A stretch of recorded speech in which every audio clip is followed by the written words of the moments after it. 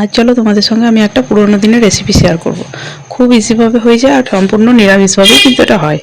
চলো এবার রেসিপিতে যাওয়া যাক। প্রথমে দেখো এখানে আমি বিড়ি কলাই ভিজিয়ে রেখেছিলাম।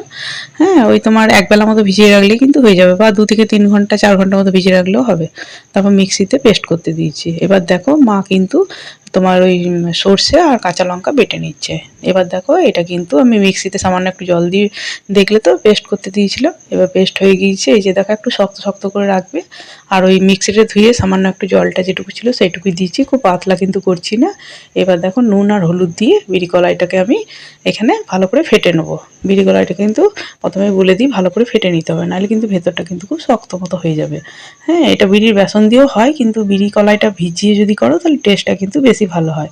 এবার সামান্য একটু খাবার সোডা দিয়ে দিতে হবে, খুব বেশি কিন্তু না, মানে সামান্য অল্প সামান্য দিলেই কিন্তু এটা হবে। খাবার সোডাটা না দিলেও চলে যদি ভালোভাবে ফাটতে পারো তো। তো যাই হোক, এবার সর্ষের তেলে কিন্তু রান্নাটা হবে। এবার দেখো তেলটা একটু বেশি লাগবে। তারপর এরকম করে বড়া করে করে প্রথমে আগে ভেজে নিতে হবে, ঠিক আছে? দিয়ে প্রথমে আগে এটাকে ভেজে নেবো, ভেজে নিয়ে তারপরে সর্ষে দিয়ে এই ঝাল দেওয়াটা হয়। খুব সুন্দর হয় আর খুবই টেস্টি খেতে, মানে নিরামিষের দিনে যা সুন্দর লাগে না, খুব ভালো খেতে। অবশ্যই বাড়িতে একবার ট্রাই করো। আর এরকম নতুন নতুন রেসিপিগুলো পেতে আমার চ্যানেলটাকে লাইক সাবস্ক্রাইব শেয়ার করে পাশে থেকো।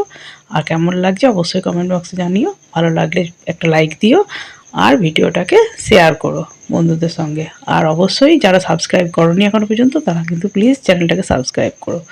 আর একটু বেশি বেশি করে বন্ধুদের সঙ্গে শেয়ার করো। এবার দেখো কথা বলতে বলতে ভাজা প্রায় হয়ে গিয়েছে। এবার দেখো সর্ষে বাটাটাকে একটু ইয়ে করে নিই, জলে আর একটু পাতলা করে নিয়ে সর্ষে বাটাটা ওই কড়াইয়ের মধ্যেই দিয়ে দিলাম।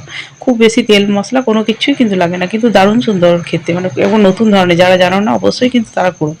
এবার দেখো নুন হলুদ আর কাঁচা লঙ্কা দিয়েছি, আর কিন্তু কিচ্ছু দিইনি। এবার দেখো একটু ফুটে আসবে যখন, ঠিক নামানোর সেম মুহূর্ততে, সেই মুহূর্ততে আমি দেবো তোমার কাঁচা সর্ষের তেল। সর্ষের তেলটা কিন্তু একটু বেশি করে দিতে হবে, তাহলে কি বলো তো, ঝাঁঝটা খুব ভালো থাকে। ঝাল দেওয়ার সময় নামানোর একটু আগে যদি সর্ষের তেলটা ইউজ করো তাহলে কিন্তু ঝাঁঝটা খুব সুন্দর থাকে। অবশ্যই সর্ষের তেলটা কিন্তু শেষের টাইমে দেবে, আর একটু ফুটিয়ে নিয়ে নামিয়ে নেবে, তাহলে কিন্তু তোমার রেডি হয়ে যাবে এই সর্ষের এই যে বড়া ঝাল দেওয়া বিড়ি কলাইয়ের। খুব সুন্দর খেতে, দেখো একবার বাড়িতে বানিয়ে। আগেকার দিনে মানুষরা কিন্তু এগুলো খুবই করতো।